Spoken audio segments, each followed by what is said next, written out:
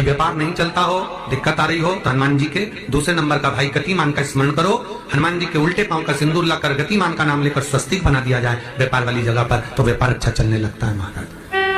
कोई व्यक्ति पैसा खा गया, नहीं दे रहा, बहुत परेशान हो गए, मांग मांग कर दे गए, नहीं दे रहा, हाथ जोड़ लिया, पांव जोड़ लिया, सब कुछ कर लिया, नहीं दे रहा, तो हनुमान जी के तीसरे नंबर का भाई रतिमान, रतिमान, गतिमान रतिमान, रतिमान का नाम लीजिए। पीपल के पत्ते पर लाल सिंदूर से जो व्यक्ति पैसा लेकर गया उसका नाम लेकर बहते हुए पानी में अपनी कामना कर रतिमान का नाम लेकर छोड़ दीजिए। 15 दिन में रतिमान ऐसी उतावली मानत मचाता है कि उसको हाथ जोड़कर वो खुद फोन लगाकर बोलता भैया तेरा मैं पैसा लुटा दूंगा। रतिमान का स्मरण किया जाता है। रतिमान ध्यान दीजिएगा, हनुमान का एक स्मरण, पंचमुखी हनुमान का एक भाव।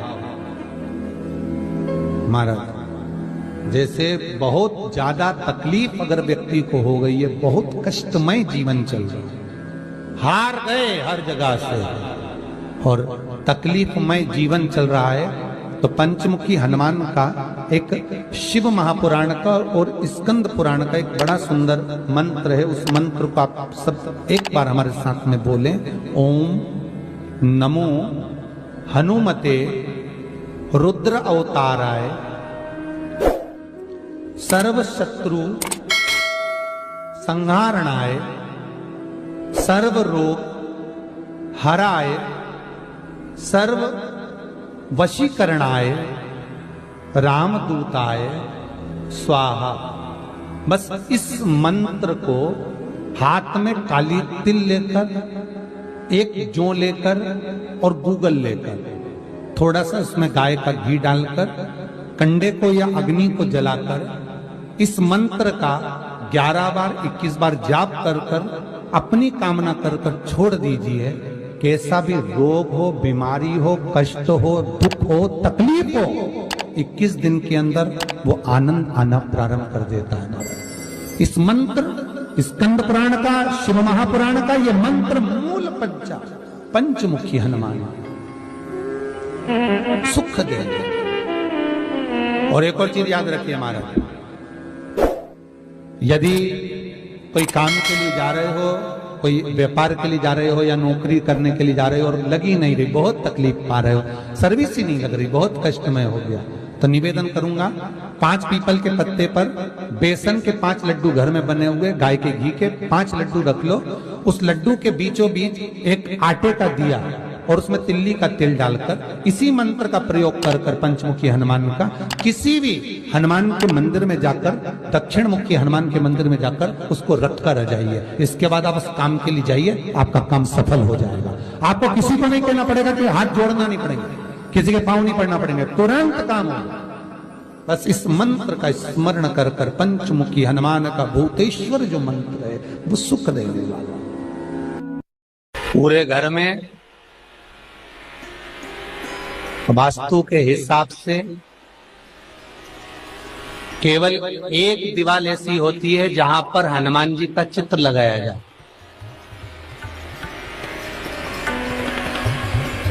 चाहे तुम पर्वत उठाने वाला चित्र लगाओ हनुमान जी का, चाहे बैठे हुए लगाओ, चाहे रामायण पढ़ने वाला लगाओ, चाहे लंका दहन करने वाला लगाओ, चाहे राम नाम जपने वाला लगाओ, चाहे लक्ष्मण को संजीवनी देने वाला लगाओ, चाहे मौन मुद्रा में लगा दो, चाहे स्तुति में लगा दो, चाहे भजन में लगा दो। हनुमान जी का कोई भी चित्र लगता है तो ना पूरब में लगेगा, ना पश्चिम में लगेगा, ना दक्षिण में लगेगा। हनुमान जी का अगर चित्र लगता है तो उत्तर की दीवार में दक्षिण को देखते हुए लगता है, केवल एक ही स्थान।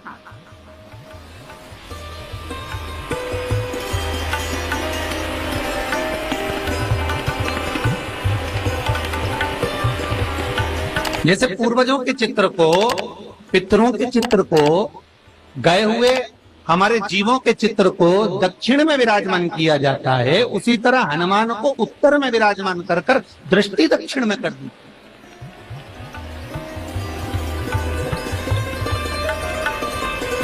घर में हनुमान जी के जितने फोटो होते हैं उसको केवल दक्षिण दिशा में लगा, उत्तर दिशा में लगा बिठाते थे और दक्षिण की ओर उनकी दृष्टि होना चाहिए, दक्षिण की ओर उनका मुख होना चाहिए। क्यों महाराज? अगर व्यक्ति के जीवन में कोई बीमारी आने वाली है, व्यक्ति के जीवन में कोई रोग आने वाला है, व्यक्ति के जीवन में अगर कोई कष्ट आने वाला है, व्यक्ति के जीवन में अगर कोई परेशानी आने वाली है, व्यक्ति के जीवन में कोई एक्सीडेंट का योग भी बनने वाला है, तो शास्त्र कहता है वो दिशा दक्षिण से ही बनता है।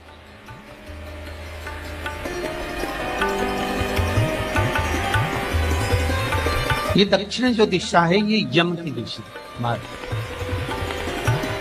यहाँ संपूर्ण परिवार के साथ यमराज अपने आनंद में निवास करते। और जब हमारे घर में, हम ये नहीं कह रहे कि आप हनुमान जी का फोटो लगाओ, हम ये भी नहीं कह रहे, आपके घर में हो और आपने अगर विराजमान कर रखा है किसी दिशा में, तो हमारा तो निवेदन रहेगा, अभी तक आपने अगर जैसा रखा, पर एक बार दिशा बदल कर देखना कि रोग, बीमारी, कष्ट, दुख, तकलीफ में आपको लाभ मिला कि ना। हनुमान जी ने केवल दक्षिण दिशा की ओर अगर मुख कर हमने विराजमान कर दिया, फोटो ही विराजित किया। हम ये नहीं कहेंगे आपसे कि आप बाजार से फोटो खरीद के लाओ फिर लगाओ, नहीं, आपके घर में हो तो आप लगा दें, आपके घर में हो तो विराजमान।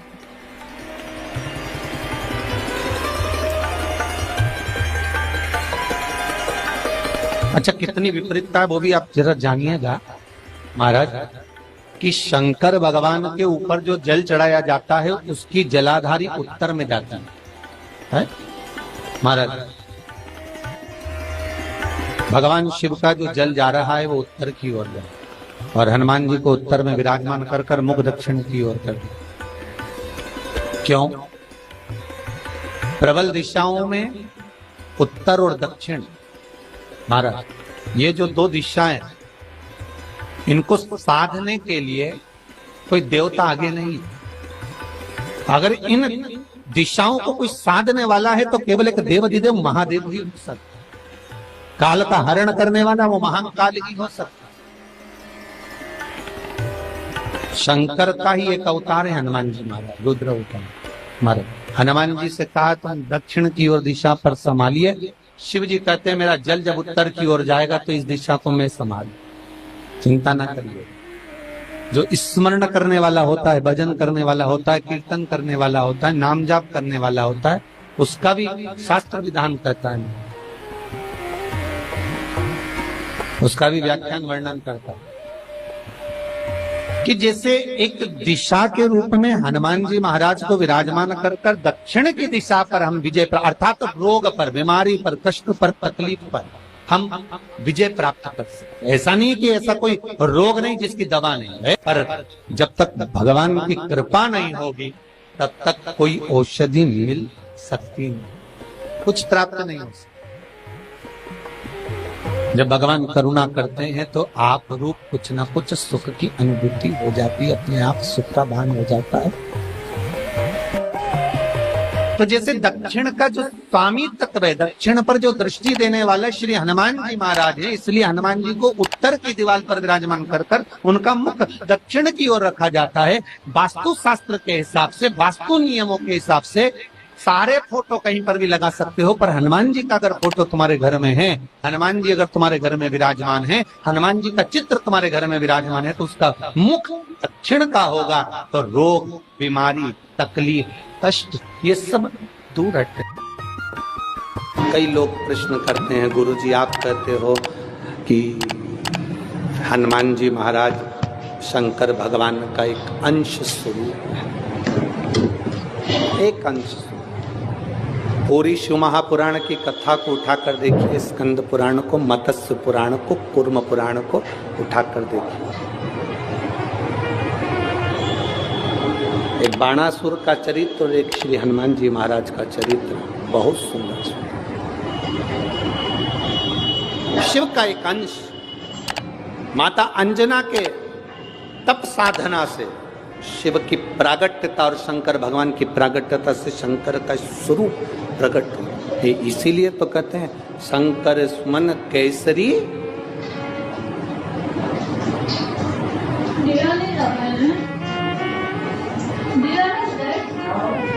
शिव का एक स्वरूप है हनुमान जी। हम तो हमेशा कहते हैं अगर आप हनुमान जी का भी दर्शन कर रहे हैं तो ये अंदाजा लगा कर रखें कि आप शंकर का दर्शन कर रहे हैं। आप शंकर का दर्शन कर रहे हैं तो ये अंदाजा लगा कर रखें कि आप हनुमान जी का दर्शन कर। सब एक, कोई भेद नहीं, सब एक, कोई भेद नहीं। देवताओं, आप एक बेलपत्र, जैसे आप एक बेलपत्र कि ये दो जो पत्तियां होती हैं, जरा ध्यान देंगे, ये दो जो पत्ती नीचे की रहती है बेलपत्र, आगे का भाग एक बेलपत्र और नीचे की जो ये दो पत्तियां होती हैं, इन दो पत्तियों के ऊपर एक एक शमी पत्र, ये दो जो पत्तियां हैं इन पत्तियों के ऊपर एक एक शमी पत्र और लाल चंदन ये रखकर कितना भी रोगीला व्यक्ति हो, रोग से ग्रसित व्यक्ति हो, जिंदगी में कितना ही दुख पड़ रहा हो, बेलपत्र की ये दोनों पत्ती जिसके ऊपर शमी पत्र रखकर, लाल चंदन रखकर श्री हनुमान जी महाराज और हनुमान जी महाराज के तीसरे नंबर के भाई श्री गतिमान जी। हनुमान जी कितने भाई हैं? 6। उसमें हनुमान, रतिमान, प्रतिमान, मतिमान, गतिमान, तो जो नीचे के क्रम में आते हैं श्री गतिमान जी, उन गतिमान जी और हनुमान जी का नाम लेकर जो शिवलिंग के ऊपर समर्पित कर देता है, रोग का निवारण होता ही है, रोग मुक्ति होती है। मंगल का प्रदोष निकाल कर रख लो कि मंगल का प्रदोष इस दिन पड़ रहा है, मंगल की त्रयोदशी तिथि पड़ रही है, प्रदोष व्रत मंगलवार का पड़ रहा है। और जिन लड़का लड़की को मंगल होते हैं, जिन कन्या और वर को मंगल होते हैं, केवल शंकर भगवान के मंदिर में जाकर चौमुखी दिया, 4 बत्ती का दिया आटे का, उसमें घी डालकर लड़की शंकर भगवान के मंदिर में मात्र 7 बार शंकर पे से उतार कर 3 बार स्वतः उतार कर शिव के मंदिर में रख देती है, उसका मंगल आड़े आता ही नहीं है, मंगल नहीं आता सामने। मंगल प्रदोष व्रत का इतना महत्व है महाराज। जब जिस महीने में जो प्रदोष पड़ा करे, जब प्रदोष पड़े, बन सके 1 बेलपत्र, बन सके 5 बेलपत्र, शमी पत्र, हरे मूंग, हरा मूंग, बेलपत्र, एक कलश के अंदर थोड़ा सा पानी लेकर 1 बेलपत्र, हरा मूंग, शमी पत्र डालकर और उसमें थोड़ा सा गुड़ डालकर भगवान शिव का स्मरण कर कर प्रदोष काल में, मान लो कोई काम आपका बहुत जरूरी है, बहुत दिनों से अब थक गए हैं, नहीं हो रहा, कर्जा बढ़ रहा है, धन नहीं आ रहा, व्यापार नहीं चढ़ रहा, या कोई समस्या बहुत प्रबल है, कोई एग्जाम में बैठ रहे हो नहीं हो रहा, परीक्षा भी दे दी है, रिजल्ट आने ही वाला है, तो भी प्रदोष काल में, प्रदोष के समय वो जल, मूंग, शमी पत्र और बेलपत्र और गुड़ का शंकर के शिवलिंग को समर्पित करना प्रारंभ कर दो।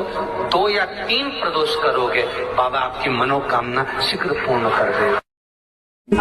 शंकर भगवान पर चढ़े हुए जल जब नीचे की ओर आता है, जिस जगह पर जल गिरता है उस जगह पर मात्र एक दुर्गा प्रदोष के दिन अपनी कामना कर कर इस शरीर के सुख के लिए शंकर भगवान के जल गिरने वाले स्थान के पास में अवधूतेश्वर महादेव के नाम से रख दी जाती है, तो जिंदगी में कभी बड़ी बीमारी नहीं आती। उसी तरह जिससे रोग को समाप्त करने के लिए दुर्वा का प्रयोग किया जाता है। कभी ऐसा योग लगे आपके जीवन में कि आप जिस व्यापार को आपने करा उस व्यापार में आपको फल नहीं मिला, फिर आपने व्यापार चेंज करा, फिर बदल कर देखा, फिर उस व्यापार को कर कर देखा, उसमें फल नहीं मिला, फिर आपने वापिस व्यापार को बदलने का विचार किया, तो हमारा निवेदन रहेगा उस व्यापार को बदलने से पहले एक काम जरूर कर कर देखो। 3 स्थान पर बेलपत्र को चढ़ा कर देखिएगा। अगर आपको लगे कि मैंने व्यापार बदल लिया, एक बार बदला। कई लोग ऐसे भी होते हैं जो पैसा इकट्ठा करते हैं, धन एकत्रित करते हैं और कोई व्यापार ऐसा कर लेते हैं जिस व्यापार में धन चले जाता है तो वो धन वापिस नहीं आता महाराज, वो व्यापार का धन वापिस नहीं आता। तो बड़े दुखी होता है कि भाई मेरा गया हुआ पैसा नहीं आ रहा, मैं बड़ा कष्ट में हूं, मेरा खुद का ही आ जाए ना तो मैं निहाल हो जाऊं, मेरा अपना ही नहीं आ रहा जो गया हुआ है तो मैं क्या वर्णन करूं उसको, क्या। उनके लिए भी ये प्रयोग, ये शिव विद्येश्वर संहिता का ये भाव बड़ा सुंदर है हमारा। आप व्यापार पर व्यापार बदल कर देख लिए, धन भी हमारा कहीं डूब गया, आ नहीं रहा है, तो प्रयास करना। 3 स्थान पर चढ़ाई गई बेलपत्र हमें सुख का अनुभव करा, बहुत ध्यान लगाइए। पहला, अशोक सुंदरी की जगह। अब ये बेलपत्र जब भी आप चढ़ाएंगे तो रविवार की अगर प्रदोष पड़ जाए, कौन से दिन? रविवार की प्रदोष के दिन ये प्रयोग अवश्य कर कर देखिएगा। ज्यादा बार नहीं करना है, केवल एक ही बार करना, बाबा स्वयं कृपा करेगा। अपने मंदिर में, अर्थात अपने घर के पास कोई मंदिर हो, शिवालय हो, देवालय हो, जहां शंकर भगवान विराजमान हो, शिवलिंग हो, ऐसी जगह पर अवश्य करें। हमें कहीं दूर जाकर ये प्रयोग नहीं करना, अपने शिवालय, अपने जो घर के आसपास में शिवालय हो वह। एक बेलपत्र अशोक सुंदरी वाली जगह। अब उसको अशोक सुंदरी की जगह पर भी चढ़ाने का तरीका क्या है? जब हम बेलपत्र चढ़ाएंगे तो उस बेलपत्र को चढ़ाते समय आपकी जो बेलपत्र की डंडी है, वो बेलपत्र, रविवार प्रदोष के दिन का ये उपाय है महाराज। ये बेलपत्र की जो डंडी है, इस डंडी का भाग शिवलिंग की ओर होना चाहिए। ये जो डंडी है, इसका भाग अशोक सुंदरी पर जब चढ़ाएंगे तो शिवलिंग की ओर इसका भाग होगा महाराज। दूसरी, बेलपत्र को जब हम समर्पित करेंगे, जया, विषहरा, शामरीवारी, दौतली, देव, मान लो जलाधारी ऊपर नहीं है शंकर जी के, तो उसका स्मरण कर कर 5 कन्याओं का नाम लेकर, जया, विषहरा, शामलीवारी, दौतली, देव, इनका स्मरण कर कर शंकर भगवान के शिवलिंग पर बेलपत्र रखेंगे। बेलपत्र कहां रखना है? आप अगर यहां बैठे हो तो आपके विपरीत में डंडी का मुख होना चाहिए। ये बेलपत्र की जो डंडी है, इसका मुख आपके विपरीत में हो। आप यहां बैठे हो तो डंडी उधर होगी, आप इधर बैठे हो तो डंडी का मुख इधर होगा, आप उधर बैठे हो तो डंडी का मुख इधर होगा। आपके ठीक विपरीत की ओर डंडी का मुख हो। ये 2 जगह बेलपत्र समर्पित करने के बाद, तृतीय बेलपत्र शिवलिंग की जो जलाधारी है, जहां पर भगवान शंकर का शिवलिंग रखा है, वहां स्पर्श कराकर, केवल छुआना है, स्पर्श कराकर बेलपत्री के पेड़ के नीचे ही कोई